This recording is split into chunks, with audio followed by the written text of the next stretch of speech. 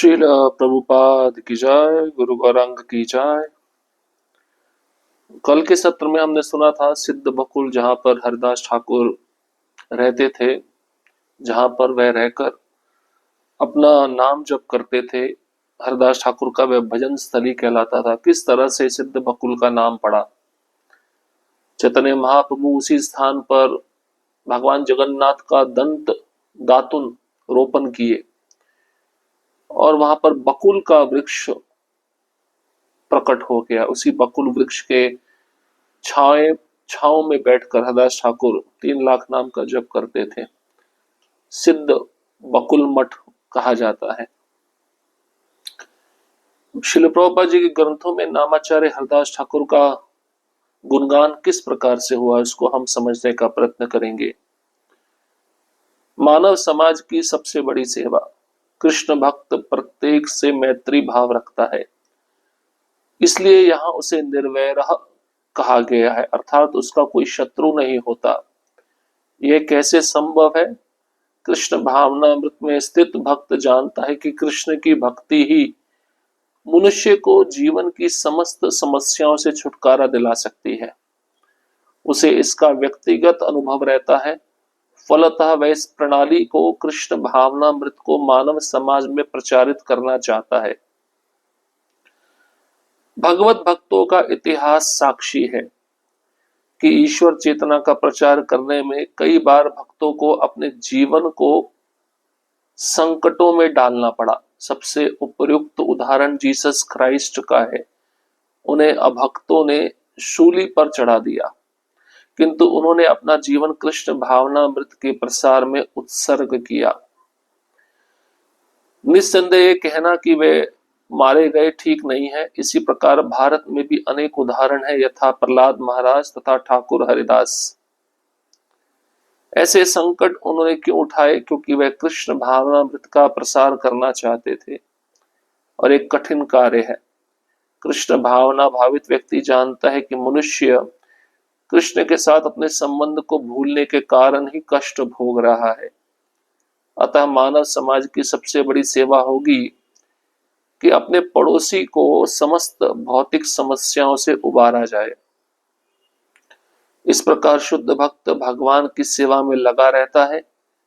तभी हम समझ सकते हैं कि कृष्ण उन लोगों पर कितने कृपालु हैं जो उनकी सेवा में लगे रहकर उनके लिए सभी प्रकार के कष्ट सहते हैं। अतः यह निश्चित है कि ऐसे लोग इस शरीर को छोड़ने के बाद परम धाम को प्राप्त होते हैं।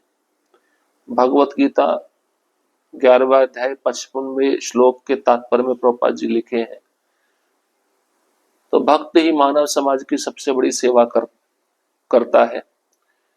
और मानव समाज की सबसे बड़ी सेवा क्या है, उस मनुष्य को कृष्ण से जोड़ दिया जाए, जो मनुष्य कृष्ण से अपना संबंध भूला हुआ है। तो प्रचार के दौरान भक्तों को भी बहुत कष्ट सहना पड़ता है। नामाचार्य हरिदास ठाकुर को भी कष्ट सहना पड़ा। 22 बाजारों में उनको मारा गया। प्रहलाद महाराज को अपने पिता हिरण्यकशिपु के द्वारा प्रताड़ित किया गया। जीसस क्राइस्ट को अभक्तों के द्वारा शूली पर चढ़ाया गया। तो जब भक्त भगवान के उपदेश का प्रचार करते हुए कष्ट सहता है, तो शरीर छोड़ने के बाद उस भक्त को भगवान अपने धाम ले जाते हैं। इसलिए भक्त को निर्वैरः कहते हैं। उस भक्त का कोई शत्रु नहीं होता।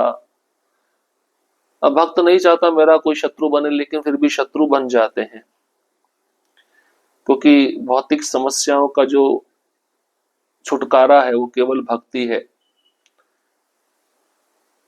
तो कृष्ण भावनामृत ही समाज में जो प्रचारित किया जाता है भक्तों के द्वारा, जब व्यक्ति इस कृष्ण भावनामृत को स्वीकार करता है तो वह अपनी उलझनों से, समस्याओं से छूट सकता है। तो बहुत सारे भक्तों के उदाहरण बताए गए हैं जिन भक्तों ने अपना जीवन खतरे में डालकर भगवान के संदेश का प्रचार किया। ऐसे भक्त भगवान को अत्यंत प्रिय माने जाते हैं। एक निष्ठावान भक्त, यद्यपि श्रील रामानंद राय बाह्य रूप से सामाजिक स्तर पर ब्राह्मण से निम्न जाति के थे, किंतु वे स्वरूप सिद्ध व्यक्ति थे। वे सन्यासी नहीं थे और इसके अतिरिक्त वे राज्य के उच्च प्रशासनाधिकारी थे। फिर भी श्री चैतन्य महाप्रभु ने उनमें दिव्य ज्ञान की उच्च कोटि की अनुभूति होने के कारण उन्हें मुक्त आत्मा के रूप में स्वीकार किया। इसी प्रकार महाप्रभु ने श्रील हरदास ठाकुर को एक निष्ठापूर्ण भक्त के रूप में स्वीकार किया, जो मुसलमान परिवार में से संबंधित थे।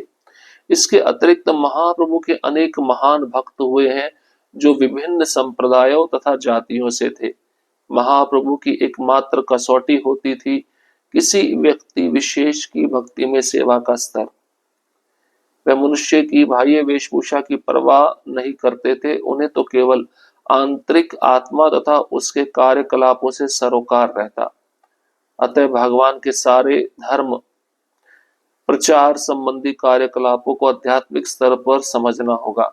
इस तरह श्री चैतन्य महाप्रभु के संप्रदाय या भागवत धर्म संप्रदाय को संसारी कार्यों, समाज विज्ञान, राजनीति, आर्थिक विकास या जीवन के अन्य किसी क्षेत्र से कुछ भी लेना देना नहीं है। श्रीमद् भागवत विशुद्ध रूप से आत्मा की दिव्य प्रेरणा है।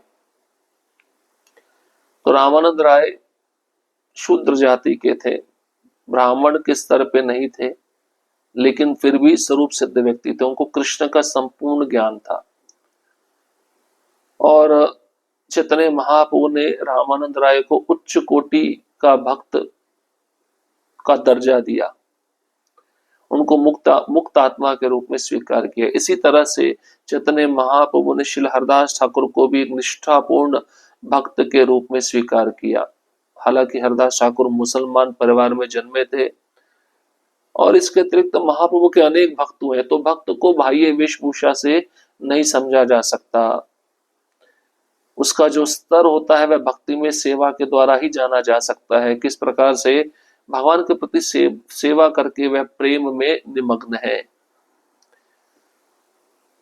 तो भक्त को बाह्य वेशभूषा की जो परवाह होती है नहीं रहती, वो केवल आंतरिक आत्मा तथा उसके कार्यकलापों से सरोकार रहता है। भगवान की दयालुता। भगवान इतने दयालु है कि यदि भक्त को कोई अवरोध होता है तो वह स्थिति को इस तरह संभालते हैं कि भक्त को उनके चरण कमलों के दर्शन से विहीन नहीं होना पड़ता। हरदास ठाकुर के जीवन में इसका अच्छा उदाहरण मिलता है। जब चैतन्य महाप्रभु जगन्नाथपुरी में रह रहे थे तो हरदास ठाकुर, जो जन्म से मुसलमान थे, उनके साथ थे। हिंदू मंदिरों में विशेष रूप से उन दिनों केवल हिंदू को ही प्रवेश करने की अनुमति दी जाती थी। यद्यपि आचरण से हरदास ठाकुर सर्वोच्च हिंदू थे, तो भी वे अपने को मुसलमान मानते थे और उन्होंने मंदिर में प्रवेश नहीं किया। श्री चैतन्य महाप्रभु उनकी दीनता को समझ चुके थे और चूंकि वे मंदिर में दर्शन करने नहीं गए थे, अतः श्री चैतन्य महाप्रभु, जो जगन्नाथ जी से अभिन्न है, हरदास ठाकुर के पास नित्य ही आते और उनके साथ बैठते थे। यहाँ पर श्रीमद् भागवत में भी हम भगवान के इसी आचरण को पाते हैं। उनके भक्तों को उनके चरण कमलों का दर्शन पाने से रोका गया था, किंतु भगवान उन्हीं चरण कमलों से चलकर उन्हें देखने आए जिसकी उन्हें कामना थी। ये बात भी महत्वपूर्ण है कि लक्ष्मी जी उनके साथ थी। लक्ष्मी देवी सामान्य व्यक्तियों को नहीं दिखती, किंतु भगवान इतने कृपालु थे कि यद्यपि भक्तों ने ऐसे सम्मान की कामना नहीं की थी, तो भी वे लक्ष्मी जी के साथ उनके साथ प्रकट हुए। तो श्रीमद् भागवतम के तीसरे स्कंद के 16वें अध्याय के दूसरे श्लोक के तात्पर्य से बात बताई गई कि भगवान किस प्रकार अपने भक्तों पर बहुत दया कृपा दिखाते हैं। तो पहले के जमाने में ये कठोर नियम होता था कि हिंदू को ही मंदिर में प्रवेश करने की अनुमति दी जाती थी। आज भी जगन्नाथपुरी मंदिर में जो प्रवेश है केवल हिंदुओं के लिए है, कोई अन्य धर्म का व्यक्ति उस मंदिर में प्रवेश नहीं कर सकता। तो हरदास ठाकुर सारे नियम अपनाते थे हिंदू धर्म के, लेकिन अपने को मुसलमान समझते थे। इसलिए वे ऐसा सोचते थे कि मैं मंदिर में जाने का अधिकारी नहीं हूं, तो मंदिर के अंदर ना जाकर सिद्ध बकुल में ही बैठकर भगवान जगन्नाथ जी के मंदिर के शिखर के ऊपर का जो चक्र है उसको देखकर वे संतुष्ट हो जाते थे। अब भक्त भगवान को देखने के लिए मंदिर नहीं जा सकता, लेकिन भगवान स्वयं चैतन्य महाप्रभु जो जगन्नाथ जी से अभिन्न है, अपने चरण कमलों पर चलकर हरदास ठाकुर को मिलने के लिए आते थे, उनके लिए प्रसाद लेकर आते थे, उनको देखने आते थे। तो भक्त भगवान के पास नहीं जा सकता, तो भगवान चलकर स्वयं भक्त के पास आते थे। ये है भगवान की दयालुता, भगवान की कृपा। हरदास ठाकुर की सर्वोच्चता। भगवान ब्राह्मणों तथा भक्तों से यज्ञ की भेंट स्वीकार करते हैं। अन्यत्र यह कहा गया है कि ब्राह्मणों तथा वैष्णवों को खाने के लिए जो कुछ अर्पित किया जाता है उसे भगवान भी स्वीकार करते हैं, किंतु यहाँ पर यह कहा गया है कि वह ब्राह्मणों तथा वैष्णवों के मुखों की भेंटों को और अधिक स्वाद से स्वीकार करते हैं। इसका सर्वोत्तम उदाहरण हरदास ठाकुर के साथ अद्वैत प्रभु के बर्तावों में पाया जाता है। यद्यपि हरदास ठाकुर मुसलमान परिवार में जन्मे थे, किंतु अद्वैत प्रभु ने पवित्र अग्नि उत्सव संपन्न करने के बाद प्रसाद की पहली थाली उन्हें ही भेंट की थी। हरदास ठाकुर ने उन्हें बतलाया कि मैं मुसलमान परिवार में पैदा हुआ हूं, तो आप पहली थाली किसी उच्च ब्राह्मण को भेंट ना करके एक मुसलमान को क्यों प्रदान कर रहे हैं। हरदास ठाकुर ने अपनी विनयशीलता वश ही अपने को मुसलमान कहकर भर्त्सना की, किंतु अनुभवी भक्त होने के कारण अद्वैत आचार्य प्रभु ने उन्हें असली ब्राह्मण माना। अद्वैत आचार्य प्रभु ने कहा कि हरदास ठाकुर को पहली थाली भेंट करके वह 1 लाख ब्राह्मणों को खिलाने का फल प्राप्त कर रहे हैं। निष्कर्ष यह निकला कि यदि कोई एक ब्राह्मण या वैष्णव को खिला सकता है तो वह लाखों यज्ञ करने से अच्छा है। इसलिए इस युग में संस्तुति की गई है कि हरे नाम अर्थात भगवान के पवित्र नाम का कीर्तन करना तथा वैष्णवों को प्रसन्न करना ही मनुष्य को आध्यात्मिक जीवन तक ऊपर उठाने का एकमात्र साधन है।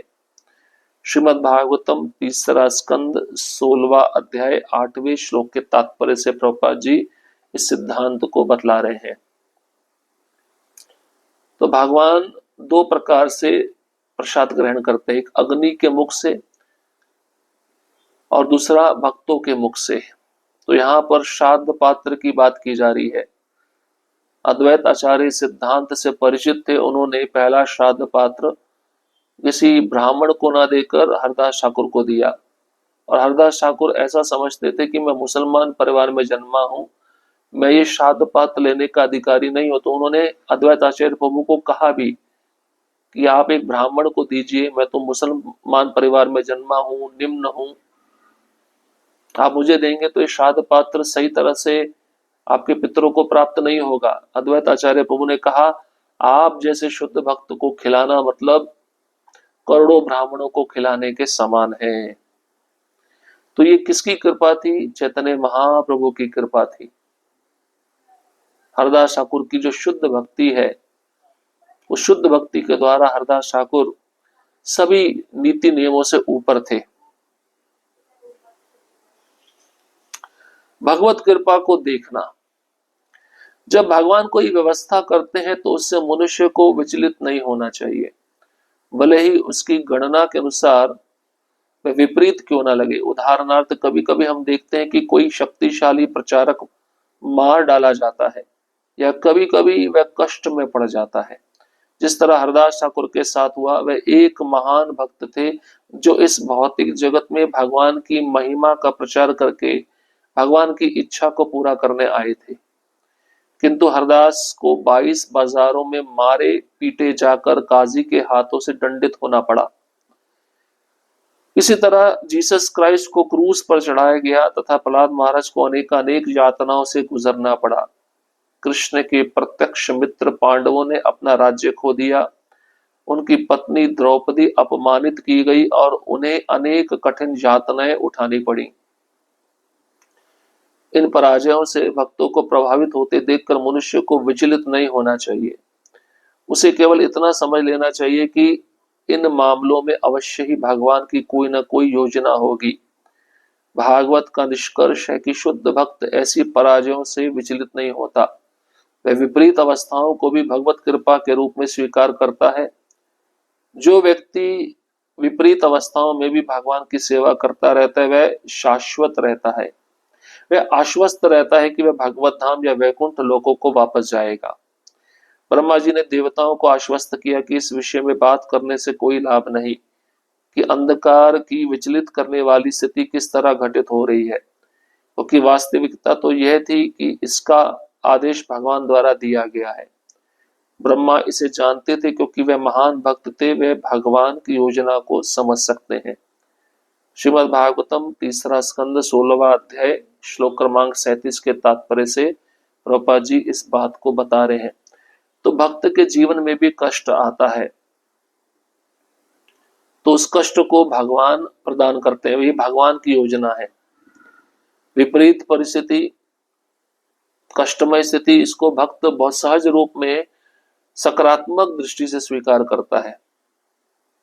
तो प्रभुपाद जी कहते हैं उदाहरण के रूप में कि कभी कभी प्रचारक जो भगवान का उपदेश दूसरों को देते हैं मार डाले जाते हैं। कभी कभी ऐसे प्रचारक उपदेश देते देते भगवान का कष्ट में पड़ जाते हैं। तो हरदास ठाकुर का प्रमाण है, 22 बाजारों में उनको मारा गया और उनको दंडित होना पड़ा। जीसस क्राइस्ट को सूली पर चढ़ाया गया, प्रहलाद महाराज को अनेक अनेक यातनाओं से गुजर कर होना पड़ा और पांडवों को भी अपना राज्य खोना पड़ा, द्रौपदी को अपमानित होना पड़ा। ऐसे अनेक कठिन यातनाएं इन सब भक्तों को उठानी पड़ी। इन पराजयों से भक्तों को प्रभावित होते देखकर मनुष्य को कभी विचलित नहीं होना चाहिए। मनुष्य को मतलब हम जैसे भक्तों को, साधारण रूप से जो हम नए नए भक्ति में आते हैं, वैदिक साधना भक्ति करते हैं, हमें विचलित नहीं होना चाहिए। ये समझ लेना चाहिए कि इन मामलों में अवश्य ही भगवान का कोई ना कोई योजना है और जो भक्त होता है ऐसी पराजयों से कभी विचलित नहीं होता। ऐसी विपरीत अवस्थाएं जब भक्त के जीवन में आती तो भक्त इसको भगवान की कृपा के रूप में स्वीकार करता है।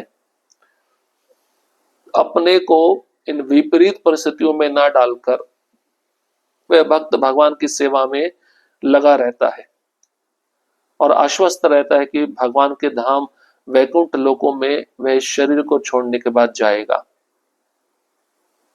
इसलिए विपरीत परिस्थिति में भक्त को भगवान की कृपा ही समझना चाहिए कि भक्त के जीवन में जो दुख आता है, कष्ट आता है, एक प्रकार से भगवान की कृपा है और भगवान मुझे इन दुखों के द्वारा कुछ सिखाना चाहते हैं। इसलिए विचलित ना होकर सेवा में लगे रहना चाहिए। और भी बहुत सारे सिद्धांत है जो प्रभुपाद जी ने बताए हैं हरदास ठाकुर के विषय में, तो बचे हुए सिद्धांतों को हम अगले सत्र में श्रवण करेंगे। हरे कृष्ण कृष्ण कृष्ण हरे हरे, हरे राम राम राम हरे हरे। श्रील प्रभुपाद की जय, गुरु गौरांग की जय।